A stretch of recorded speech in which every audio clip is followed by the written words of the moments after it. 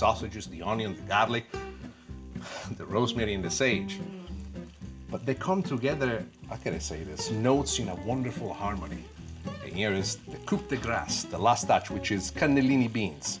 I would like for you to look at the beans not just as an addition of an ingredient, but look at these beans as sponges, if you could imagine that. Sponges that are ready to absorb flavor. This wonderful flavor that comes from the mixture of spices in the sausage. By the way, the sausage that I always prefer to use are spicy Italian sausages. What the beans will do, will start to pick up the flavor of everything. They themselves, just having their own flavor, but suddenly finding the strength.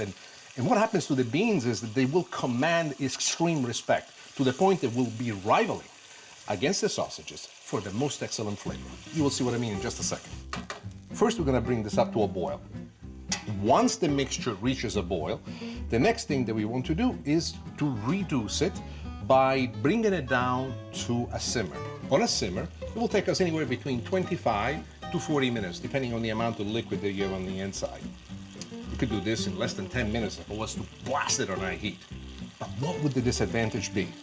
The disadvantage would be, as for all things that you do in a rush, you negate the beauty of the slow development of a thought, of an idea, of a recipe that becomes its own, in its own time, allowing all the ingredients to express the beauty that they are. I know, maybe it's a bit too poetic, but trust me when I tell you, if you let it simmer, the flavor will be much better. I don't know what it is, but I look at these beans, the sausages, they way reduced so perfectly. You have no idea how full of flavor these beans are.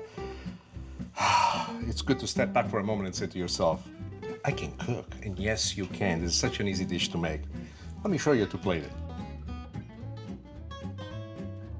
So here we go. First, I lay down the sausages, whichever order. There's nothing to be too fancy-schmancy about it. Just put them down. There you are. And here's as far as the sausages are concerned. The next thing we're gonna do is the beans. Trust me when I tell you, these are the real star. When I put down these beans, I remember myself as a little boy in my grandma's house. I said, nonna, nonna, facci fagioli e l'uccelletto con le salsicce, nonna, con le salsicce.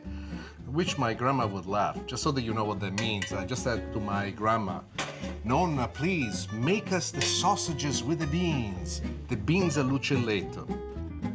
And there you are, salsicce e fagioli.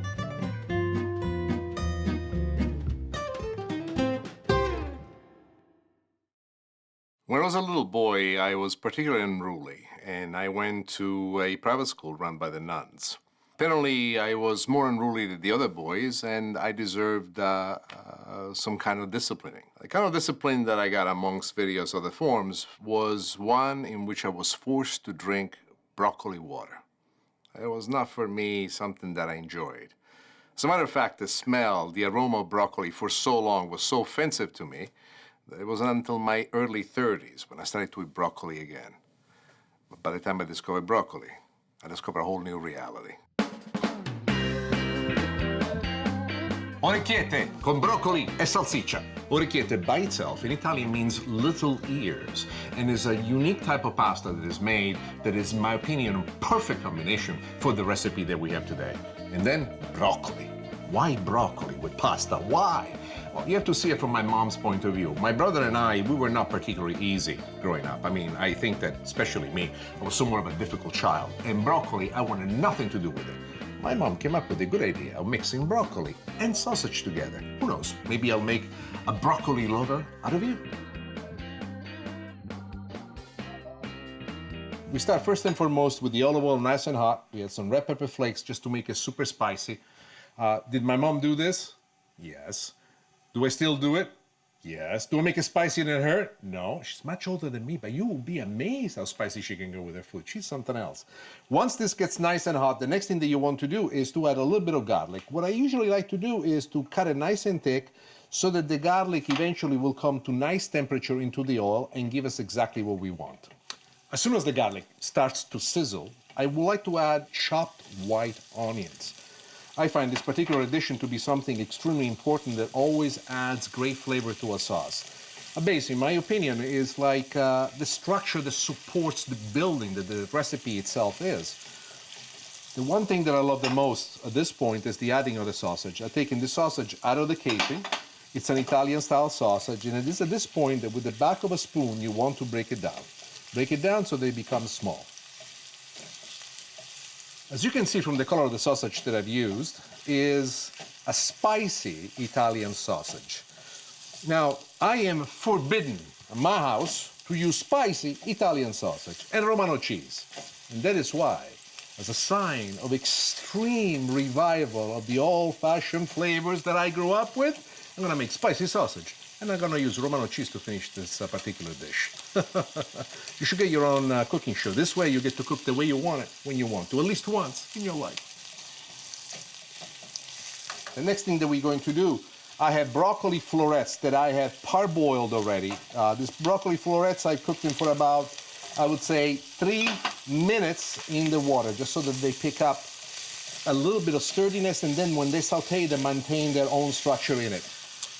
If you don't like broccoli, another thing that you can do is use cauliflower. If you like both broccoli and cauliflower and you want to try something different, there is a type of broccoli called broccoli rape, broccoli rape, rapini also known as. They are wonderful. You notice that so far I have added no salt and no pepper. The reason for that is that we have plenty of salt and pepper within the flavoring of the sausage itself. If I was to add some more at this point, I would overtake it completely to the other side. Next, chicken stock.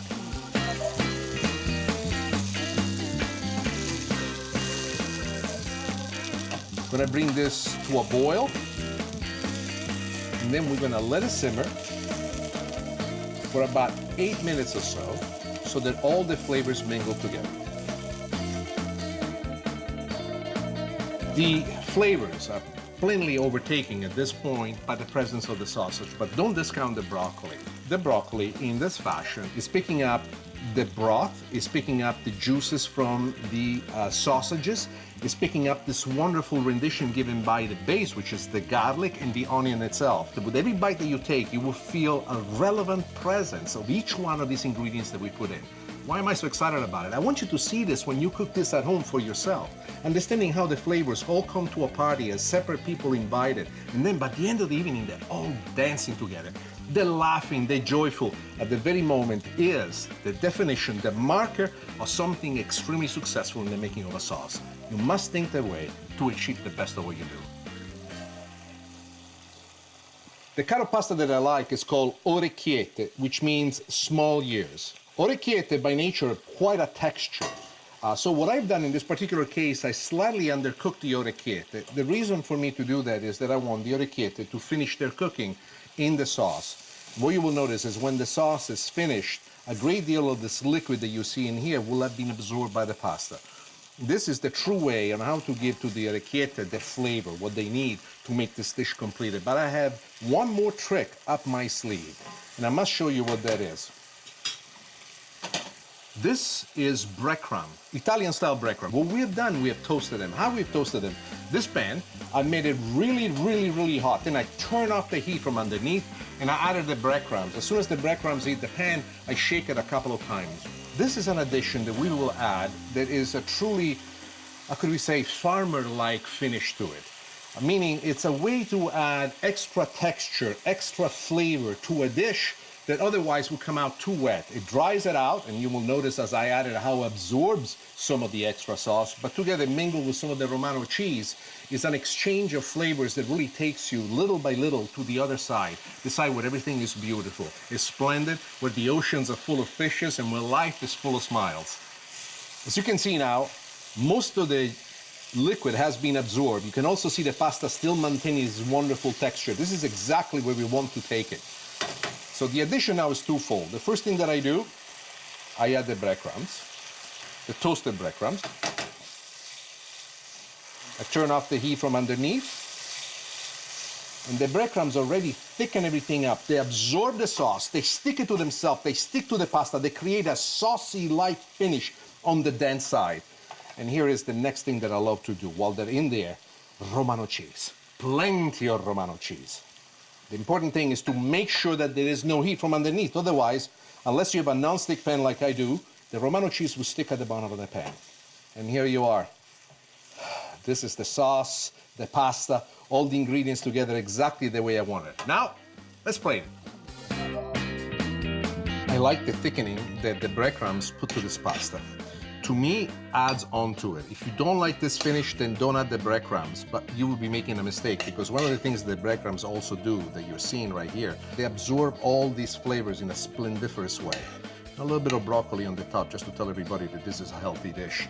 The next thing that's important is to actually cover it with cheese. The Romano cheese that goes both inside the melting of the sauce and on top of it is an extra element that makes this sing. Orecchiette with sausage and broccoli.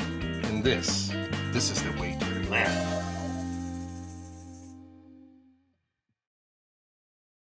Salads are not part of the fondest memory of my youth. If it was green, I didn't like it. Also, the fact that my mom was not truly creative when it came to making dressing for the salads. I have this image of my father and I, when my father came to visit me for the first time in America, and I took him to a steakhouse. I don't know if you guys remember, in those days, they used to have these enormous salad bars with all sorts of different dressing of every color, every accoutrement that you could possibly imagine to put right on top of that. And I remember seeing my father playing like a little boy in the steakhouse, not even caring about the steak and just putting together these amazing salads. I think that there was a moment in our life as a Stellino family where the importance of salad changed. Because when my father returned, he started to develop a great deal of new interesting dressings. And my mom started to use different type of salads to put in. So what was formerly not a favorite in the Stellino household became for us something that we love to experiment with. Insalata alla siciliana. It's salad, Sicilian style. But what makes the salad interesting? What I love about the salad is that it mixes fruit and bitter greens. Bitter greens are very common in Sicily, and it's something that over the years my family always tried to teach me how to eat. But it didn't really work out until they were able to mix actually wonderful orange supremes with olives, radicchio, and fennel. Let me show you exactly to make a salad which is totally unexpected. But what makes the salad so interesting, first and foremost, is the ingredients. Let me show you what I mean. We have in here fennel. What we've done with this fennel, we have sliced it thinly. And when we slice the fennel, one of the things you want to make sure is that the top layer of it, you get rid of it. Usually it's dented, it's very fibrous, so you take out the top layer and then you slice it into fine pieces, just like this. Then what we have in here is radicchio. And radicchio, I have both the soft part and the more fibrous part toward the end. In addition to radicchio, what I've done, I've also used Belgian endive. Belgian endive and radicchio both are known as bitter greens. What's so unique about this combination of greens? These greens have by themselves a salty, bitter taste, and they're very crunchy. And this gives the salad a unique combination. But what makes the salad really pop? The trick is in the onions. What have we done with the onions? Let me show you. Red onions, my favorite onions. See here what we've done, we slice them very, very thin. We have covered them with water, in which we put a couple of tablespoons of vinegar. It could be any kind of vinegar you want. Then we let it sit for a few hours, and this is what we end up with. And why do we do this treatment to the red onions? Why is it so important? Well, we like to use them raw, and one of the things that's difficult when it comes to red onions, especially raw, they're fairly difficult to digest. This way, instead, makes it very, very easy. Let's take a look at the other ingredients that we have as well. Here, what we have is olives, Sicilian-style olives, which we cut in half.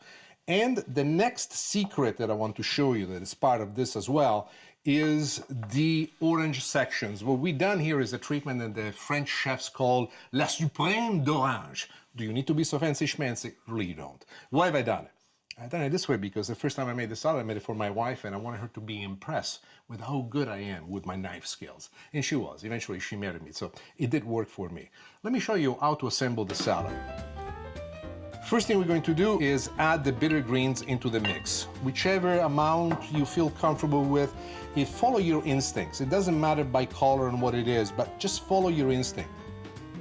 You're noticing that I'm using my hand. Why am I using my hand? I think that the hands that God gave us are the best tools. In this particular case, you really can make everything work out for you. So at this point, what I like to do is to put a little bit of salt, and then we also have a little bit of pepper. Here we go with it. We mix it real well. Then I take the onions, red onions, and I sprinkle them on top. Together with the onions, a nice, good, healthy serving of the olives. And together with that, we do a little bit of the orange supremes, even though I will use some of those later for decoration. Now, there's one ingredient missing. What could that ingredient be? Sicilians are known for the flavor agrodolce, sweet and sour. If we could put sugar in just about everything, we would. And there is a reason why you put the sugar, because everything is so heavily salted, you just want the touch of it so that it flows. The next thing is to use a vinegar. You can go with balsamic vinegar. Right now is the most popular vinegar. But what I want to tell you is that white vinegar, in my opinion, is the best vinegar to use. There's also white balsamic vinegar that often you find at the store, if you can use that. So just a touch, no more than this. Extra virgin olive oil of the best quality that you can get. The last thing is unusual. You don't get to see it that often in the salad dressing, but what we have in here is freshly squeezed orange juice, and I like the pulp with it, which I want to add to it just so that it flows. At this point, the dressing is basically made, but the way in which we dress the salad is through our hands. And notice what I do. You want to control it so that all the ingredients have a showcase, that everything is properly caressed by the oil and the vinegar and the salt and the pepper and the sugar that we added to it is perfectly distributed. And here it is, the salad is finished. Now, let me show you how to plate it.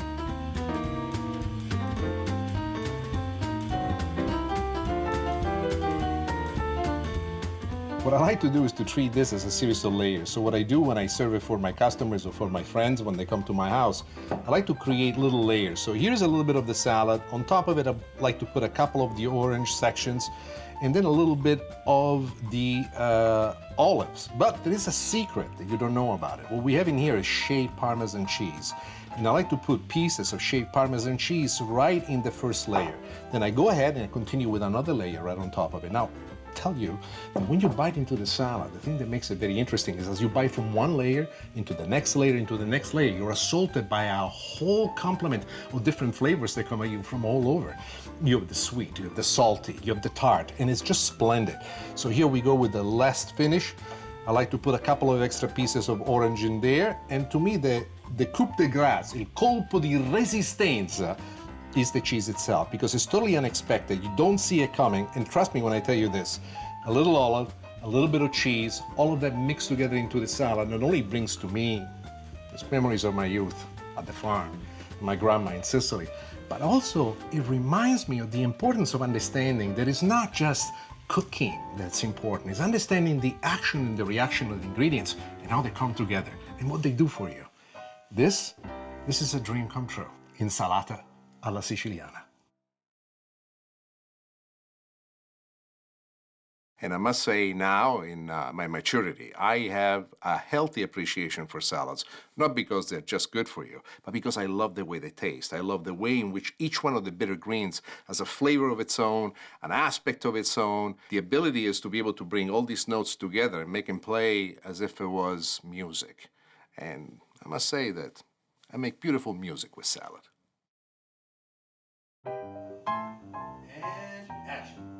And that is how we make Sicilian style. Take a little break, Ready? Yeah, big smile. Excellent, excellent. Everybody out of the kitchen. Nick, failing your hair's in the shot. Nick, that's perfect. Make us a salad. Action.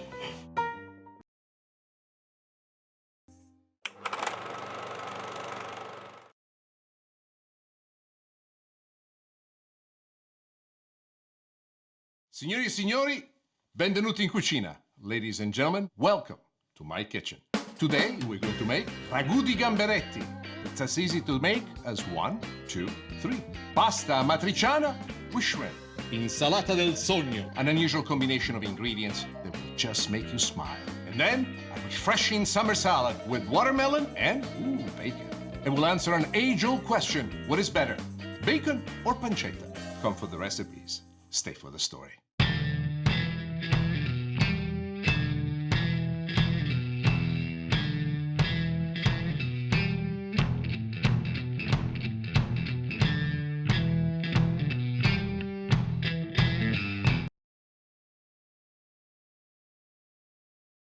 There is bacon, there is pancetta. Bacon, pancetta. Bacon, pancetta. Which way do you go? You can go bacon, or you can go pancetta. As far as I'm concerned, it's like being surrounded by two beautiful women that would like to spend time with you. Bacon and pancetta, the perfect notes for the greatest of all culinary symphonies. Ragu di gamberetti. This is a fantastic entree that you can make especially for your dinner parties, especially if you're in love with bacon, shrimp, and red peppers. How difficult is it? It's so easy. How great does it taste? Fantastic. Let me show you how to make it. In the pan, we have the olive oil. To the olive oil, we're going to add a little bit of bacon. And I like this artisanal bacon because it's nice and thick. The bacon is going to brown, and as it browns, also going to release a lot of flavor into the olive oil.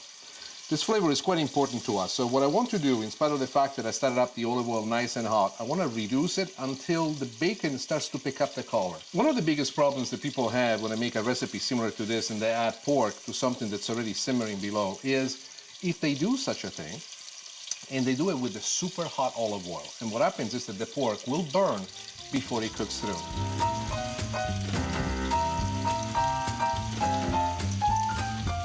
The bacon is starting to pick up the color that we want. You can notice that it's slightly curling. Mind you, we do not want to have it very, very brown because it's gonna cook in this for quite some time.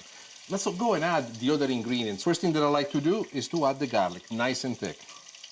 Together with the garlic, I like to add a little bit of the asparagus. What I've done with the asparagus, I cut it in long pieces. Now at this point, I increase the heat just a little bit, and I wanna make sure that the asparagus picks up the flavor of the garlic, picks up the juices that are being released from the bacon. And this at this point that it's very important for you to realize that the best bacon to use is artisanal bacon. I find bacon like this has a nice chew to it, and you will see a much better taste at the end with all the other ingredients that we add. Notice so far I've added no salt and no pepper. When it comes to this, I like to do the additional salt and pepper at the end.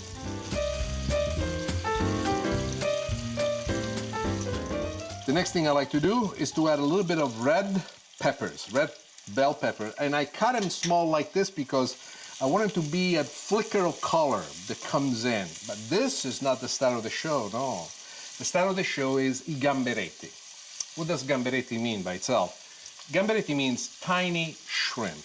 Instead, I've taken a big shrimp. And what I've done with this big shrimp, I cut it in 3 pieces, giving to the shrimp the same shape of smaller shrimps. But why do I prefer using a bigger shrimp? The big shrimp will have the ability of cooking and withstand the braising process we're going to put it through. And by cutting the shrimp this big, we protect the tenderness of the shrimp. The next thing that I want to do is the glaze with a little bit of wine. You can use any kind of white wine. My father, whenever he used to make a dish similar to this, he liked to put some sparkling wine in it. You want to cook it until most of the wine evaporates.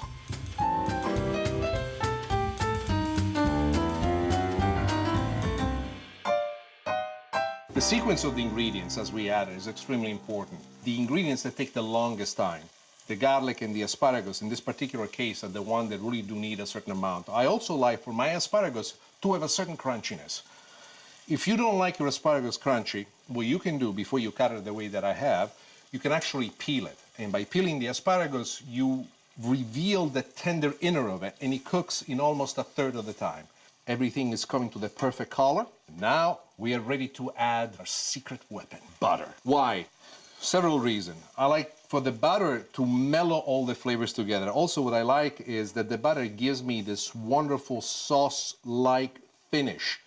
And once this cools off just a little bit after the butter has properly melted, one of the things that you will notice is, and I like to use this technique, is that the butter thickens up the sauce a little bit more, still maintaining a wonderful shine over all the ingredients in it.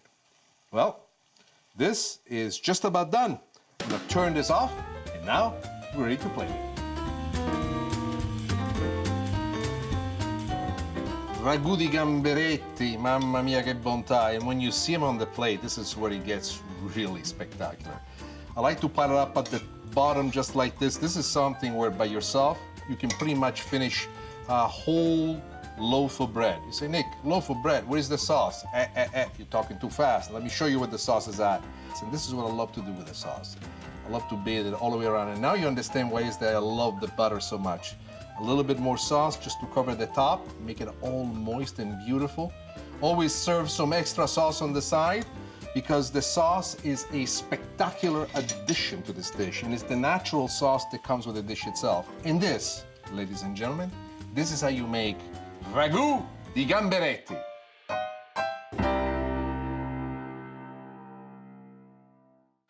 Pancetta is, at the end, basically the same thing that bacon is, but done Italian style, with a heavy input of many, many spices that are smoked or they basically left to hang and season for quite a long time. So the pancetta itself has a spectacular flavor. But pancetta is what you need to make pasta alla matriciana. Pancetta is what you need to make pasta alla carbonara. Pancetta has a higher fat content that pops into your mouth every time you crunch it right between the upper molar and the lower molar. And then these juices start to navigate inside your tongue and you go, oh God, it's so beautiful to be alive. Shrimp amatriciana with pasta. What is a matriciana? A matriciana is a Roman word, which means from the town of Matricia. Pasta matriciana is known all over Italy for the fact that it's made with pancetta. This particular dish of shrimp and pancetta is a unique combination. The only thing that I've done somewhat different is the usage of white wine instead of the typical red wine that you use for making matriciana. But what makes this dish amazing is the marriage between the shrimp and the pancetta, a marriage made in heaven. And I want to show you exactly how to make a dish that will forever be etched in your memory as the best thing you've ever done. The oil, extra virgin olive, is getting nice and hot. To the oil, what I like to do is to add the pancetta. Why? The pancetta needs to brown, and as the pancetta will brown, will release a lot of its flavor into the olive oil. The pancetta is Italian-style bacon, but it's treated in a completely different way. What Italians do with the pancetta, primarily, they season it with salt, pepper, onion powder, oregano, and then they let it cure for quite a long time. And during the period of time, the flesh of the pancetta is imbued, including the fat, with all this astonishing flavor. By itself, pancetta tends to be on the salty side, so you will notice that all throughout I don't add a great deal of salt to the dish because the pancetta right now, as it's reducing, as it's frying into the olive oil, is rendering not only its own fat into the olive oil, but also giving all of these flavors to it.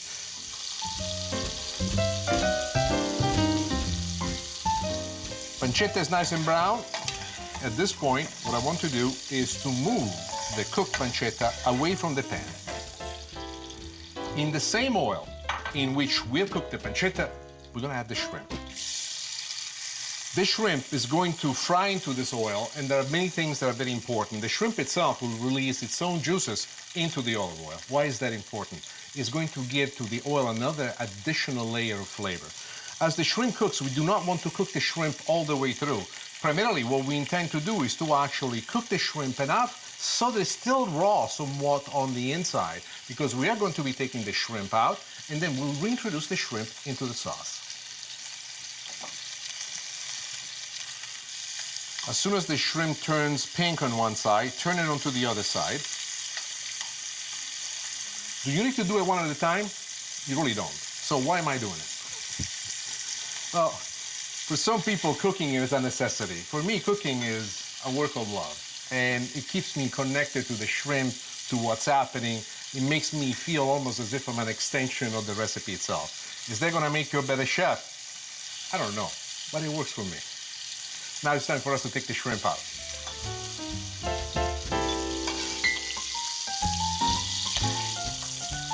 You can see all the layers of flavors that are left behind into the oil. All those colors are all these ingredients already which have cooked in there, and they're splendid and fantastic. With the oil that's left in the pan, first we add a little bit of red pepper flakes, just to give it some extra heat. And now we go with the other important ingredients, which are the base. A little bit of garlic, nice and thick. Onions. I like to use red onions because they have a lot more flavor for me. At this point, I like to add the pancetta back into the pan. The pancetta is cooked almost all the way through. There's a slight bit of crispness to it that I love. To give it some extra flavor, I like to fry some parsley in it. And then in the original matriciana sauce, you use red wine. However, when I cook with shrimp and I make the shrimp alla matriciana, I like to do a little deglazing with a little bit of white wine. On high heat, you want to reduce this down until it reaches almost a glaze-like consistency. In the glazing that we do, you want to dislodge any brown bits that might have stuck at the bottom of the pan. Even if you use a non-stick pan, there's always something of a layer of flavor that's attached to the bottom. This way, you detach it and you reincorporate it once again into the sauce, achieving the wonderful flavor that really makes a huge difference.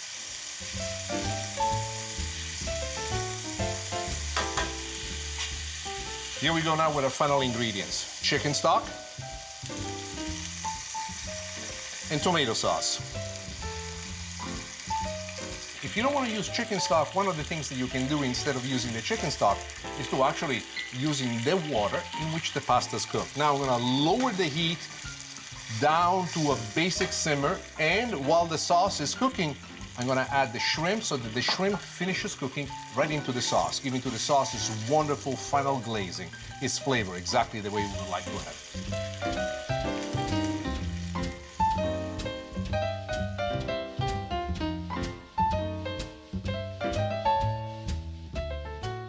Now, I am ready to add the pasta, but I would like to share with you one more secret that you need to be aware of. What I like to do is to undercook the pasta at al dente-like condition, but even a little bit rawer than al dente. What does it mean? Al dente, translated from Italian, means to the bite. But my idea is to finish the cooking of the pasta not in the water, rather into the sauce. Let me show you what I mean.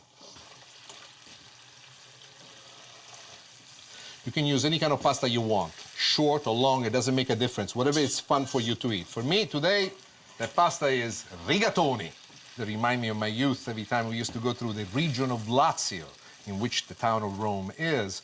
Rigatoni was served in just about every restaurant and was for us great joy to have it. Now you want to cook this pasta into the sauce until most of the sauce is absorbed. And the difference that this technique makes is significant. Imagine the pasta, if you would, as a very tightly wound coil with many layers to it.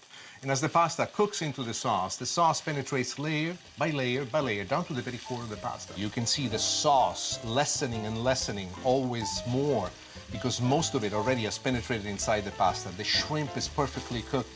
And what I love about this moment right here, you can see how the pasta is changing color right in front of you. You can see the pasta and the sauce have become one. And that is a signature of perfection. We got everything that we want. Ready to plate it now? Let me show you how. What I like to do when I serve a pasta like this is to make many layers so that the shrimps are not just on top, rather they're buried underneath the pieces of pasta. And when you dive right into it, to feel that. And the thing that makes this particular pasta very interesting is also the presence of the pancetta.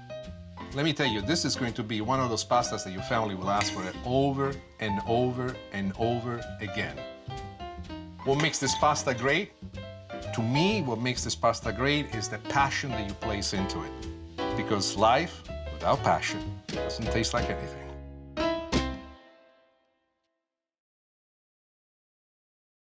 When these two ingredients are used in any sauce, in soups, in sandwiches, or whichever other way you would like to use them in. I can use them in just about everything. I could imagine to actually make a dessert out of bacon. Actually, bacon and chocolate. You should try this sometime.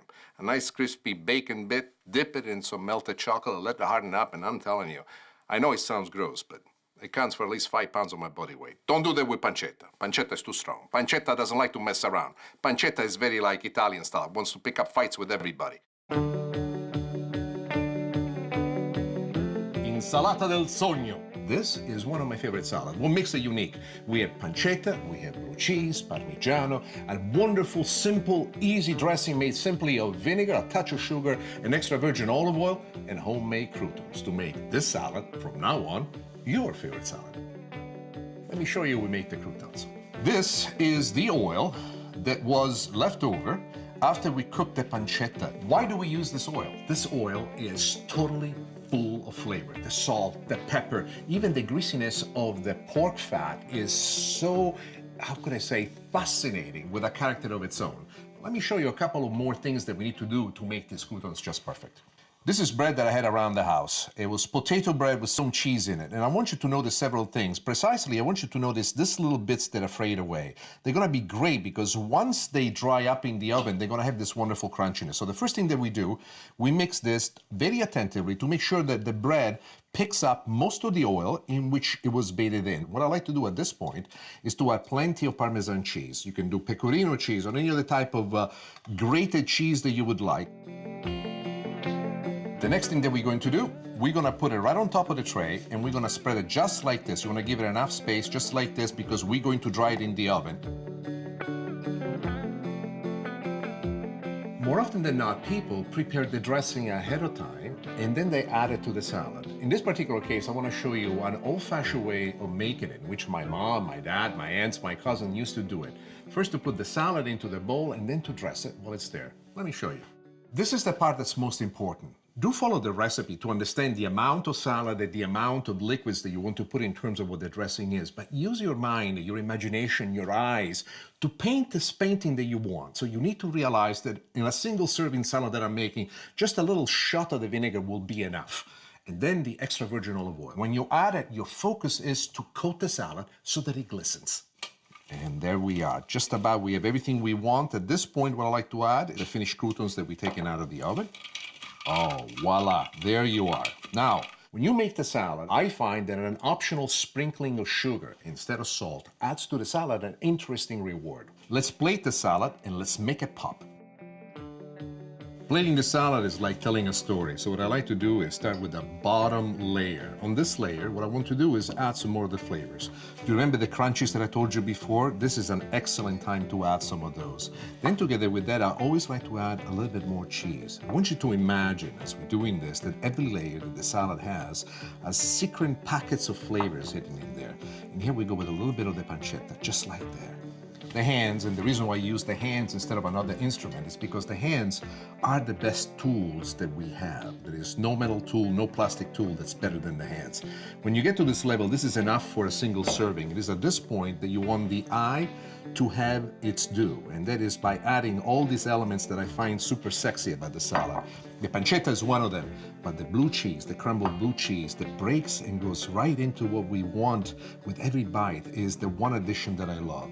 And then the homemade croutons. And here is at this point, you want to strategically plate them so there is crouton just about everywhere. And whatever pancetta is left, this is the point where you want to add it. And you want to add it with care. You want to make sure that this plate of salad, as it goes to the person who's intended for, when they look at it, they fall in love with it the same way that you do. This is no longer a salad. This is no longer just a dish. This is poetry. This is romance. And this is how you make salad with pancetta and blue cheese. Is there a possibility of having too much bacon in a recipe? Well, you ask someone else, maybe they'll say, yes, it is. You ask me, it is not. To me, if I could get a blazer made out of bacon, I would. I would because I love the smell of bacon. To me, bacon is God's gift to man. If you never had it before, watermelon is a salad. It's a fantastic combination, especially in summertime. When you put a little magic of bacon, it makes life even that much more interesting. Let me show you how to make it. First thing we want to do is add our beautiful watermelon. What I've done, as you can see, I cut it in cubes. Why in cubes? I think it's easier to handle with a fork. If you have a different shape in mind, it's not a problem. Go ahead and do whatever you like. To the crunchiness of the watermelon, I like to add a little bit of the cucumber, which I've also cut in small cubes. Next, we're going to add a little bit of our tomatoes. Those are cherry tomatoes, and I've cut them in half. Why? You can use any kind of tomato you want, really. But the reason why I'm using cherry tomatoes is because the thing that makes it work for me is that I'm able to basically almost cut them the same size as everything else. The last thing that we're going to add, and it's very important to us, is onions. These red onions have marinated in a little bit of water and vinegar. Why?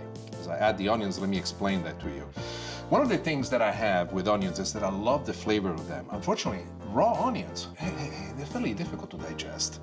What I like to do when I do it this way is that the onions allow to basically marinate in the water and the vinegar, and they release a lot of the harshness. Actually, they become sweet, they become tender, still maintaining a certain amount of crunchiness, but they're so much easier to digest. As all the ingredients are sitting down, the one thing that I like to do at this point first is to add a little bit of sugar. Why? Well, there are very reasons as to why. The most important one is that Mother Nature does its job, but if you buy, for example, the watermelon in early summer, it will not be as sweet as the watermelon that you have toward the end of summer.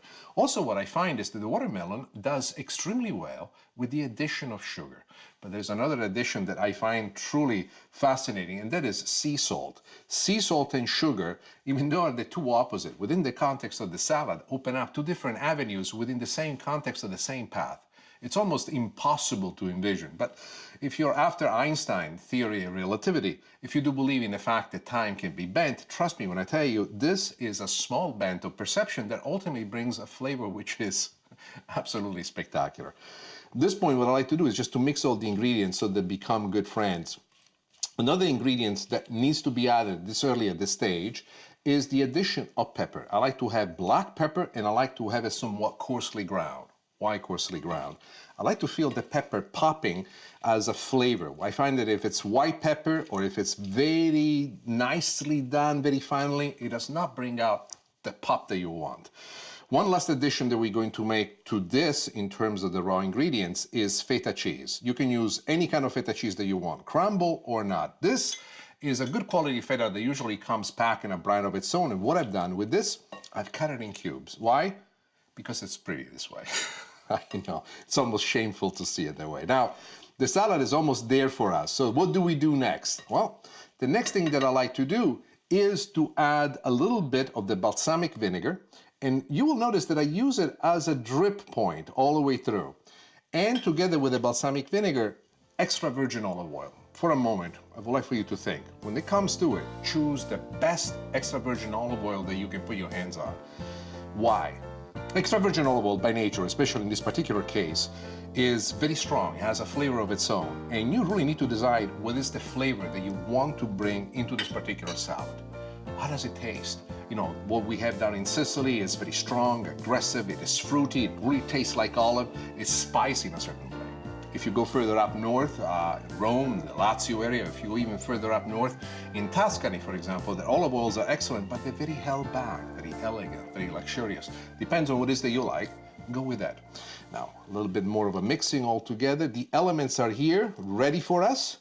So one last thing that I want to do at this point is an addition of green and an addition of true salad. What are we going to use? You can use any kind of salad that you want. I find that rucola, because of its aggressive taste, this natural pepperiness that it has to it, makes a wonderful combination to it. Plus, it mixes extremely well with all of the other ingredients. So here we are. We're putting it all together. You want to let this marinate in here for nothing more than just a couple of minutes. This is not something that you want to serve completely marinated. Otherwise, the salad, the green salad that we just had, would be wilted. And now, we're ready to plate. Plating the salad is like creating a little universe of its own. And this is what I love to do with it. I like to place it on top, and then intermittently, I like to add a few leaves of rucola that have not been yet dressed into the salad. The reason why is because I want a little bit of extra crunchiness and the lively, beautiful coloring that they bring. And here we are. This is what I consider to be one of my favorite salads, especially in summertime when the weather is really, really hot, and something that is this crunchy, this fresh, really brings a little bit of repose.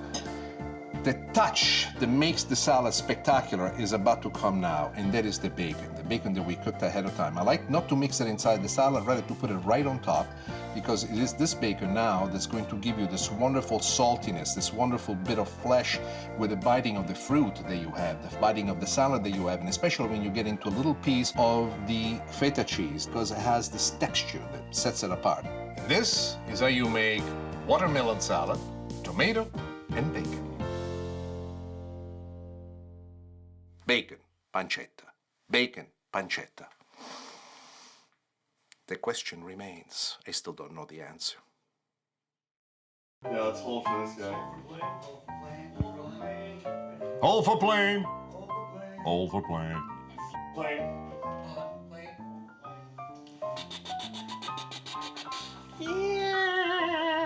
That's it.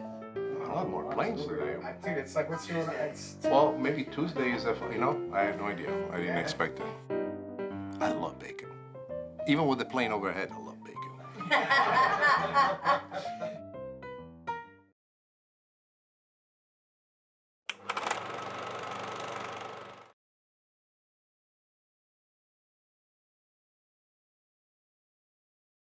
Mizzica, what a joy it is to cook in my kitchen. Today we're going to make pasta all'arrabbiata. If you're looking for something spicy, this is your pasta.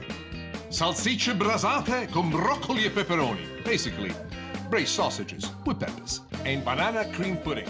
Simple, easy to make, and it tastes fantastic.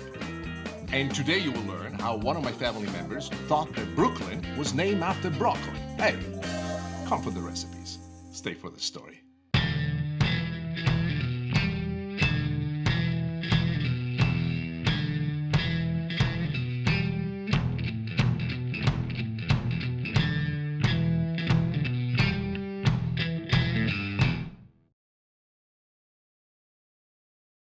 I remember my mother going to shop for veggies and holding them and then smelling them and then putting it to a...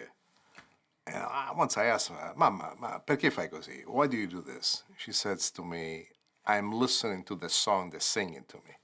Now, I know that she was making this up, or maybe she wasn't, but I'm in my mid-50s now, and I still find myself going to the supermarket, and as I pick my tomatoes, my onions, almost instinctively, I do the same thing. I smell it, I put it to my ear, and then I put it in the basket. There was a little girl at the market not too many days ago, and she saw me shopping, and she said, Mommy, why is the man listening to the tomato? That was at the moment I realized I've become my mom. Yeah, I do the same thing.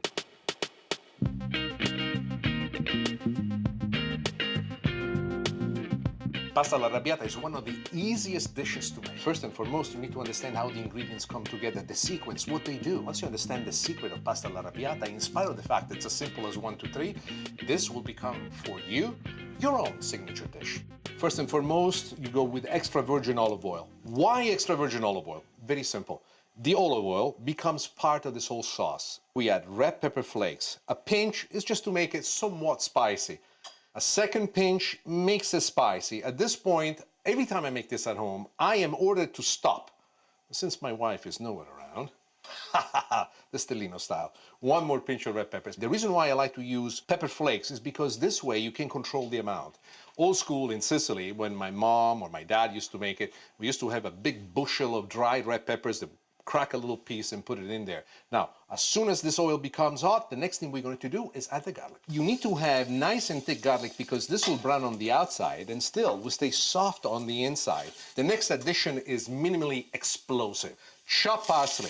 The reason why we add it to the olive oil is very important. First, we want the parsley to fry into the olive oil and to give it its own flavor, creating a base that really makes it nice and strong. Second, what it does for us, it brings down the temperature of the olive oil, allowing us to put the other ingredients, tomato sauce, and you can use my tomato sauce that I make, or you can buy it from the store. Choose your favorite brand. You also need to add a little bit of chicken stock. Why?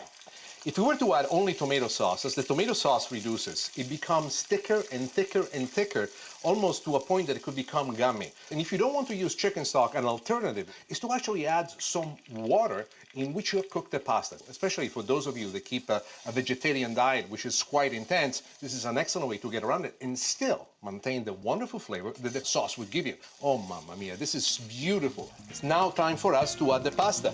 This pasta is cooked only 3/4 of the way to a stage known as al dente and beyond, meaning that right now it's fairly raw. I want the pasta to finish cooking inside the sauce. Why is this important? Imagine the sauce and the pasta to go to a dance together.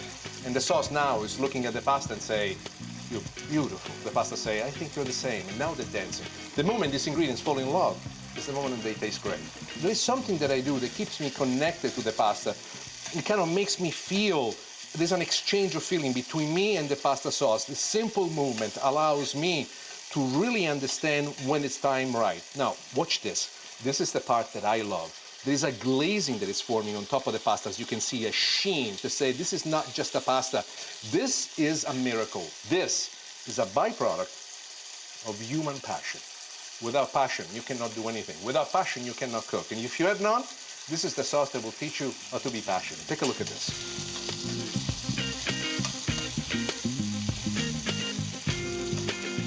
Now, the pasta and the sauce are cooked just the right moment. And the next addition that I'm going to make is the addition of cheese. What cheese? Traditionally, the cheese that belongs to this pasta is not Parmigiano, rather is Romano cheese. I want the Romano cheese to melt. But you notice that I turned off the heat. Why? If you keep the heat from underneath hot, especially if, unlike me, you have a pan that's made of stainless steel without a non-stick surface, the cheese will stick to the bottom of the pan. This is one good way of having the cheese melt, become part of the sauce without burning and without sticking to the bottom of the pan.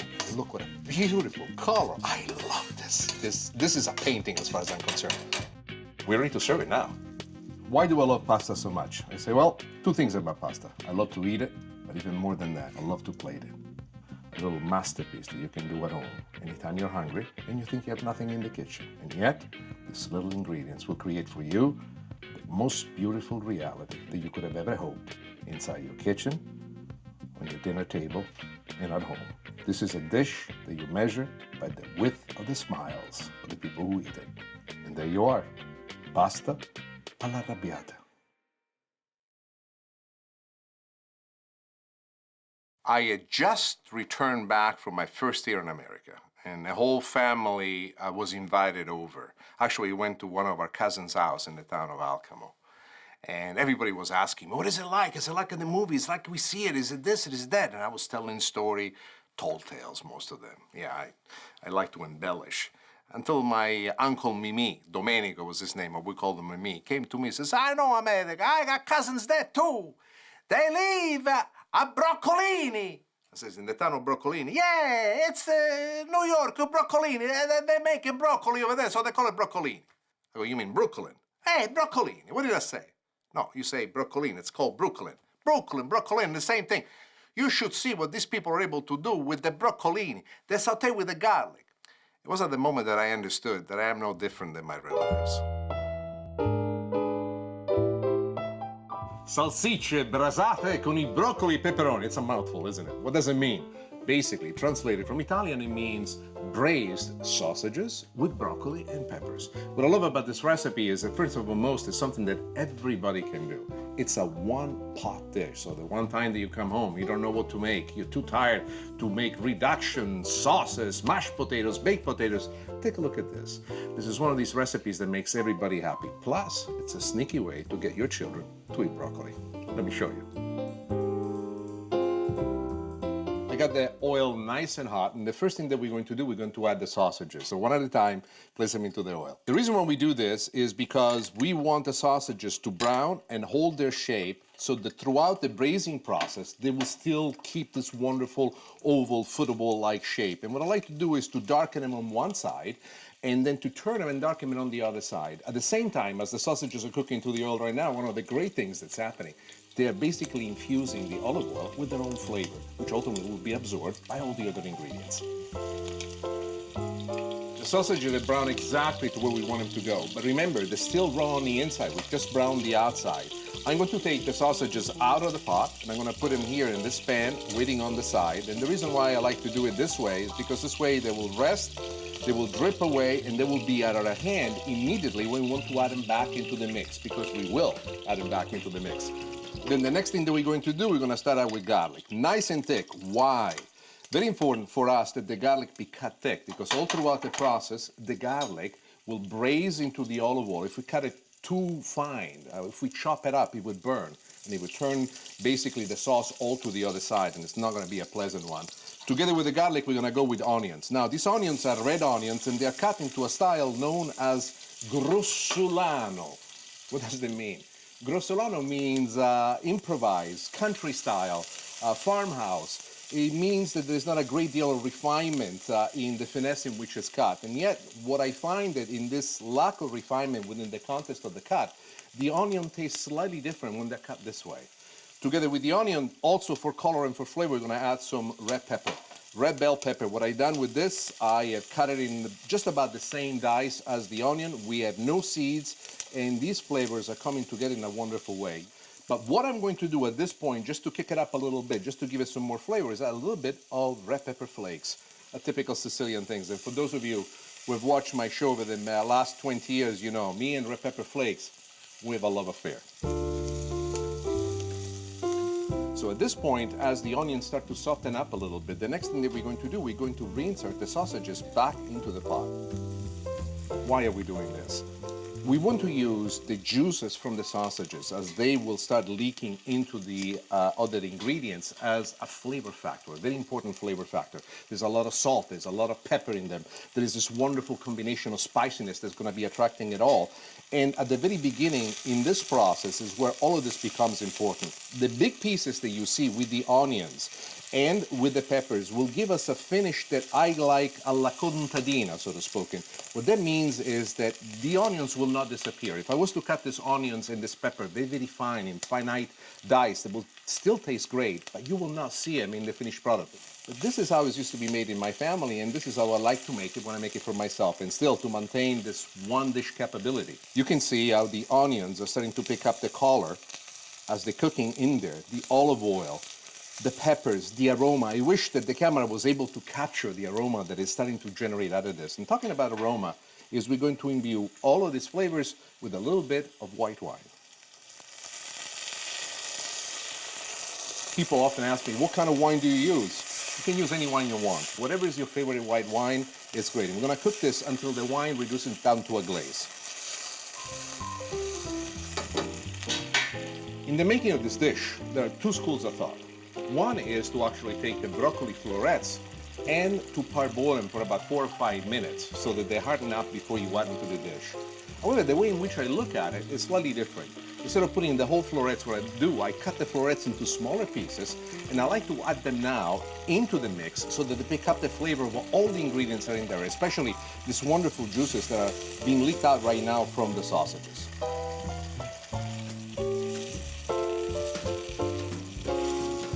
Most people have issues when it comes to broccoli. I know, I was one of those people.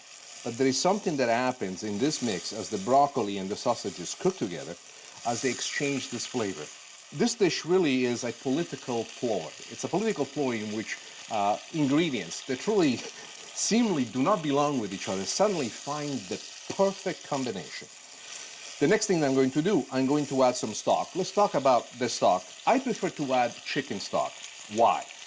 I like chicken stock because chicken stock has not what I would refer to a dominant flavor. By a dominant flavor, I mean something that could completely overtake the dish. Rather, it adapts itself to whatever are the flavors into the base of the dish that we're cooking.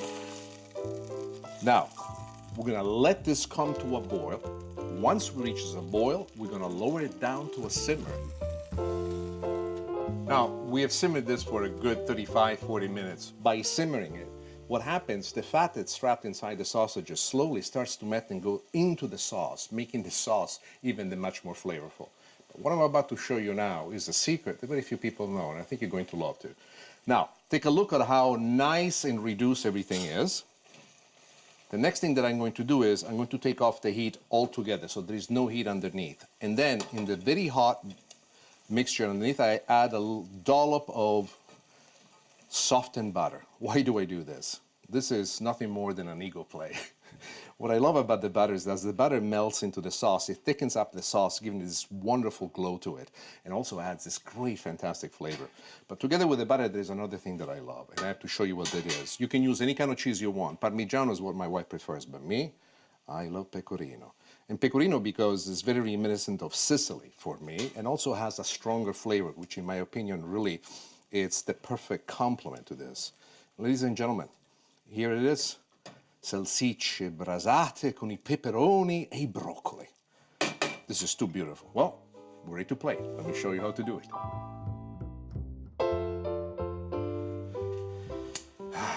This is a very simple dish that more often than not people consider to be nothing more than something that belongs to a farm, something that a farmer would love, not an elegant dish. To me, on the other hand, this particular dish is so loaded with flavors that it's unbelievable. Using a slotted spoon, what I'd like to do is take all the veggies that we have braised in there and put them on the side. just like this, so that you have the side. And then, using a nice, wonderful sauce spoon, here's what I'm gonna do next. You're gonna love this. And here's what I love with the sauce. Watch the sauce coming down. This is the butter that has thickened up, the cheese that's holding it together, and every bite that you take with this particular dish at this point is absolutely spectacular. A lot of people will tell you, oh, let's add some parsley, let's put some extra cheese. You need absolutely nothing. This is what perfection is all about. Ladies and gentlemen, this is how you make sausages braised with broccoli and peppers. I might have a more elegant way of speaking, but I am just as excitable as they are. Because the first thing that my cousin and my uncles could think about it was the fact that in America there is a town that is named after the broccoli. And to them was okay. They said to themselves, if Americans can name a town after food, Broccolini to be exactly, it's gotta be a beautiful place to be in it. Banana cream pudding. I'd like to tell you it's a Sicilian recipe, but that would be a lie. I learned this in Texas during my first book tour many years ago. The recipe I'm going to show you today has a lot of Stalinisms attached to it. It's very simple to prepare, and it tastes great. Let me show you how to make it.